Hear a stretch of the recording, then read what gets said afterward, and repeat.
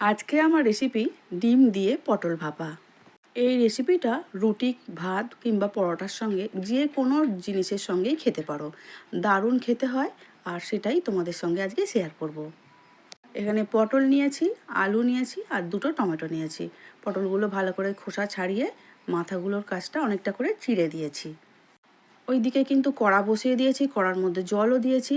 জলটা গরম হয়ে গেলে তার মধ্যে দিয়ে দেব চিড়ে বা খোসা ছাড়িয়ে রাখা পটল, আলুগুলো সব দিয়ে দেব আর দিয়ে দেব টমেটো। নমস্কার বন্ধুরা, শ্রাবণীর পাকঘরে সবাইকে স্বাগত জানাই। আশা করি তোমরা সবাই ভালো আছো, আমিও ভালো আছি। ভিডিওটা দেখা শুরু করে প্রথমেই একটা লাইক দিও আর ভালো লাগলে সবশেষে একটা কমেন্ট করো। ভুল হলে সেটাও কিন্তু কমেন্টে জানিও প্লিজ।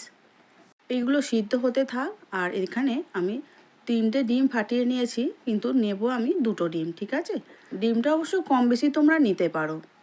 পটল, আলু, টমেটো একেবারেই সব সিদ্ধ হয়ে গেছে আর জলটা অনেকটা কমে গেছে। তোমরা চাইলে এখানে যদি দেখছো তোমরা যখন রান্না করবে যে এখানে একটু জল থেকে গেছে, সেটা কোনো ভয় পাওয়ার কারণ নেই। সেই জলটা দিয়েই কিন্তু বাকি রান্নাটা হয়ে যাবে। পটলগুলো সব তুলে নিচ্ছি আর সঙ্গে আলুগুলো সব একটা প্লেটের মধ্যে তুলে নেব। যে সকল বন্ধুরা আমার চ্যানেলটিকে এখনও সাবস্ক্রাইব করা হয়নি, তাদের কাছে আমার একান্তই অনুরোধ শ্রাবণীর পাকঘর চ্যানেলটির পাশে সাবস্ক্রাইব করে থেকে যাওয়ার জন্য। আর পাশে থাকা বেল আইকনটা অবশ্যই প্রেস করে দিও, তাতে নিত্য নতুন রান্না যখনই ছাড়বো সবার আগে তোমাদের কাছেই পৌঁছে যাবে। ফেসবুক পেজ থেকে দেখছো বন্ধুরা, প্লিজ পেজটিকে ফলো করে দিও। প্লেটের মধ্যে তুলে নিয়েছি পটল, আলু আর টমেটো। আর এখন প্রচণ্ড গরম, হাত দিয়ে তো কাটা যাবে না, সেই জন্য একটা হাতার সাহায্যে সব ছোট ছোট করে টুকরো করে নিচ্ছি।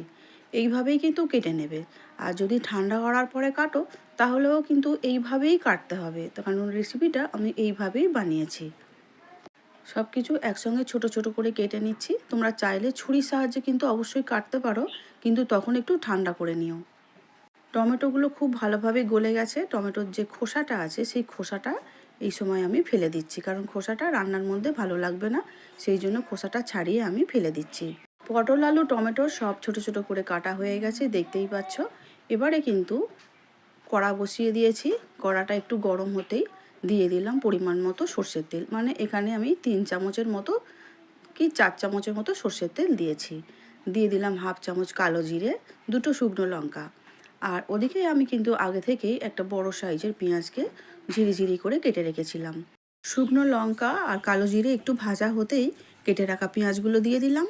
পেঁয়াজগুলো দিয়ে খুব ভালো করে নাড়াচাড়া করে নিয়ে এবারে আমাদের ভেজে নিতে হবে। দিয়ে দিলাম অল্প পরিমাণে একটু নুন, যাতে পেঁয়াজটা খুব তাড়াতাড়ি ভাজা হয়ে যায় সেই জন্য। আর এই রেসিপিটায় কিন্তু আমি কোনো আদার ব্যবহারটা করছি না, তোমরা চাইলে আদার ব্যবহার করতেই পারো। 7-8 কোয়া রসুন আমি খুব ভালো করে গ্রেট করে নিয়েছিলাম। সেই গ্রেট করে রাখা রসুনটা এখন এই ভাজা পেঁয়াজের মধ্যে দিয়ে দিলাম। দিয়ে আবারও খুব ভালো করে একটু মিশিয়ে নিলাম।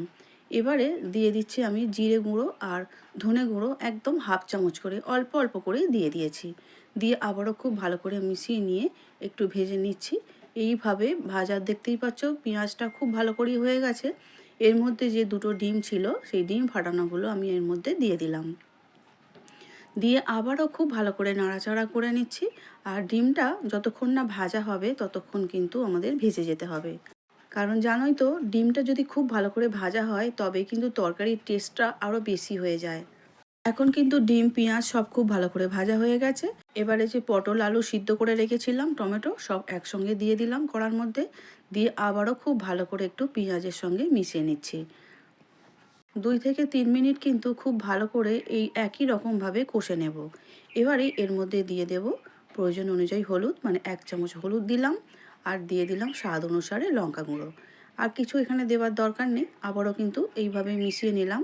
মিশিয়ে নেবার পরে যদি তোমাদের পটল, আলু সিদ্ধ করার সময় যে জলটা বেঁচে থাকবে সেই জলটা দিতে পারো। আর আমি দেখেইছিলে জলটা একদম শেষ হয়ে গিয়েছিল, মানে মরে গিয়েছিল, সেই জন্য আমার এখানে জল ছিল না বলে আমি অল্প করে একটু জল আলাদা করে দিয়ে দিলাম। সব শেষে দিয়ে দিলাম স্বাদ অনুসারে একটু নুন। নুনটা না দিলে তো তরকারির টেস্টটাই থাকবে না। নুন দিয়ে আবারও খুব ভালো করে মিশিয়ে নিয়েছি। তরকারিটা কিন্তু আমাদের রেডি হয়ে গেছে প্রায়। যে জলটা দিয়েছি জলটা একটু কমে গেলেই কিন্তু নামিয়ে নেব। এবারে সব শেষে দিয়ে দিচ্ছি একটু কুচনো ধনেপাতা। ধনেপাতাটা দিয়ে আবারও একটু মিশিয়ে নিচ্ছি, আর এইভাবে মেশাতে মেশাতেই দেখতেই পাচ্ছ জলটা কিন্তু কমেই গেছে। আমাদের আলু পটল ভাপা ডিম দিয়ে একদম কিন্তু রেডি হয়ে গেছে, দেখতেই পাচ্ছ। আর নাড়াচাড়া করার দরকার নেই। এবারে একটা সার্ভিং প্লেটের মধ্যে তুলে নিতে হবে। বাড়িতে যখন মাছ মাংস কিছু থাকবে না, ডিম দিয়ে কিন্তু এইভাবে পটলের রেসিপিটা বানিয়ে নিলে কিন্তু একদিন দুপুরটা কিন্তু খুব ভালোভাবেই চলে যাবে। আলু পটল ডিমের এই রেসিপিটা একবার তোমরা বাড়িতে অবশ্যই বানিয়ে দেখো, দারুণ হয় খেতে, তাই তোমাদের সঙ্গে শেয়ার করলাম। আজ তাহলে আসছি, দেখা হবে অন্য কোনো দিন নতুন ভিডিও নিয়ে। সবাই খুব ভালো থাকবে, সুস্থ থাকবে। ভিডিওটি দেখার জন্য ধন্যবাদ।